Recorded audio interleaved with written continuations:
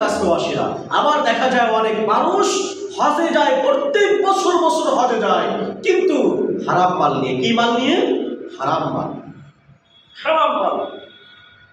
ভূমি অফিসের কর্মকর্তা লক্ষ লক্ষ টাকা ঘুষ পাইতেছে, বড় পুলিশ কর্মকর্তা, র্যাবের কর্মকর্তা, নাম বলবো না, বিভিন্ন বড় বড় কর্মকর্তা, হ্যাঁ, প্রত্যেক বছর বছর হজে যায়। দাড়ি লাল, কি সুন্দর টুপি মাথায় দেয়। টাকা হারাম। টাকা কি? হারাম। হজ যখন আপনি হজ করবেন, হারাম টাকা দিয়ে যাওয়া হবে না। হারাম টাকার হজ আল্লাহ কবুল করে না। আপনারা কে বলেছে ঘুষ খাইতে? আপনারা কে বলেছে সুদ খাইতে? আপনারা কে বলেছে অন্যের জমি গ্রাস করতে? আপনারা কে বলেছে অন্যের মাল আপনি গ্রাস করে খাবেন? খবরদার, খবরদার। গ্রাসকৃত মাল নিয়ে আল্লাহর ঘর তওয়াফ করে আল্লাহকে রাজি করবেন, আল্লাহকে খুশি করবেন, রাসূলকে খুশি করবেন, ফেরেশতাদের দোয়া নেবেন। না না না, হবে না।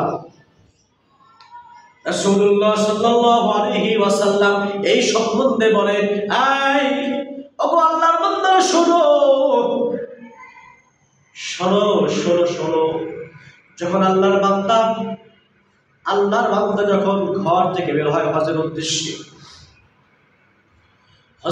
যখন ঘর থেকে বের হয়, যখন সে যানবাহনে চলে আর বলে লাব্বাইক আল্লাহুম্মা লাব্বাইক, আল্লাহুম্মা লাব্বাইক লা শারীকা লাকা লাব্বাইক ইন্নাল হামদা ওয়ান নি'মাতা লাকা ওয়াল মুলক লা শারীকা লাকা লাব্বাইক।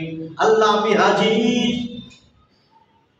একজন ফেরেশতা আসমান থেকে ঘোষণা করে, আয় আল্লাহর বান্দা, তোমার মাল হালাল, তোমার মালের মধ্যে কোনো ভেজাল নাই, তোমার হজ হবে পবিত্র, তোমার হজ হবে নেককার, তোমার হজ হবে পুণ্যময়। তুমি আল্লাহর সন্তুষ্ট অর্জন করতে চাইতেছো, আল্লাহ তোমার উপর রাজি খুশি আছে। কেন? তোমার মাল, তোমার পাথেও সব কিছু হালাল। সব কিছু কি? হালাল। হারাম মাল নিয়ে যখন কোন বান্দা হজের উদ্দেশ্যে বের হয়, ফেরেশতারা আবার বলে, আয় আল্লাহর বান্দা, কেন তুমি ঘর থেকে বের হয়েছো? তুমি হারাম মাল নিয়ে পবিত্র ঘর কাবা ঘর তওয়াফ করতে চাইতেছো, তোমার এই তওয়াফ কবুল হবে না। তুমি লাব্বাইক লাব্বাইক লা শারীকা লাকা লাব্বাইক যত বড় কবুল হবে না। তোমার মাল হলো হারাম, তোমার মাল হলো ঘুষের টাকা। তুমি যে টাকা নিয়ে বের হয়েছো, সুদের টাকা, ঘুষের টাকা, অন্যের জমি তুমি গ্রাস করে নিয়ে আল্লাহর রাস্তায় বের হয়েছো না।